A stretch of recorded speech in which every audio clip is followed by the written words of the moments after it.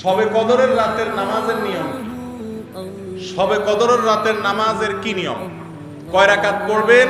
প্রথম রাকাতে কোন সূরা পড়বেন, কতবার পড়বেন? দ্বিতীয় রাকাতে কোন সূরা পড়বেন, কত রাকাত পড়বেন? জানা আছে তো আপনাদের?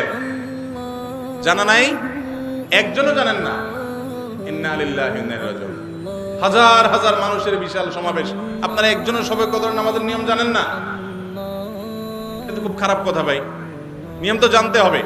আচ্ছা আমি বলে দিচ্ছি, শবে কদরের নামাজের নিয়ম হলো অন্য যে কোনো নামাজ যেভাবে পড়েন শবে কদরের নামাজও একইভাবে পড়বেন।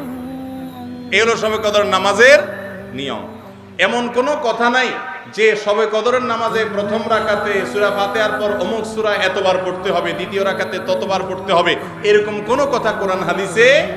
এগুলা মন গড়া বিভিন্ন সিস্টেম, বিভিন্ন পদ্ধতির কথা, বিভিন্ন আপনার বাজারে নামাজ শিক্ষার বই নামে অনেক বই আছে, সব বই না, কিছু কিছু বই আছে, এইসব বইতে শবে কদরের নামাজ এত রাকাত, প্রথম রাকাতের এই নিয়ম, দ্বিতীয় রাকাতের ওই নিয়ম, এরকম বিভিন্ন কথা বলা আছে। এগুলো সব ভিত্তিহীন, মন গড়া, এগুলো কোরআন হাদিসে নাই। কোরআন হাদিসে লাইলাতুল কদরে অন্য রাতের মতো আপনি নামাজ পড়বেন, একটু লম্বা সময় নিয়ে পড়বেন।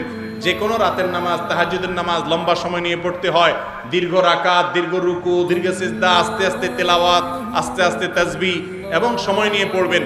দুই রাকাত করে পড়বেন। যে কোনো সূরা দিয়ে পড়তে পারেন, একবার পড়বেন না দুইবার পড়বেন সূরা ফাতিহার পরে সূরা, এটা আপনার ব্যাপার, কোনো সূরা নির্ধারিত না। আপনি লাইলাতুল কদরের একটা জিনিস নির্ধারিত, সেটা হলো একটা দোয়া হাদিসে বর্ণিত হয়েছে।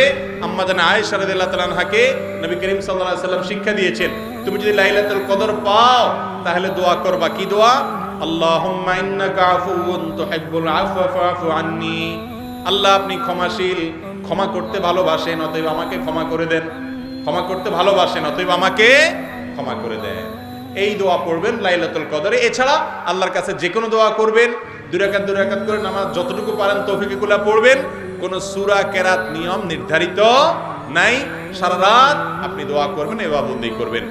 আর এই শবে কদর পাওয়ার জন্য, শবে কদরের ইবাদতের আশায় রমজানের শেষ রাতে, শেষ 10 রাতের সবগুলোতে, বিশেষ করে বেজরগুলোতে বেশি বেশি করে করবেন। শুধু 27 তারিখকেই করবেন, অন্যগুলোতে ঘুমাবেন। এটা সুন্নাহ সম্মত লাইলাতুল কদরের তালাশ নয়।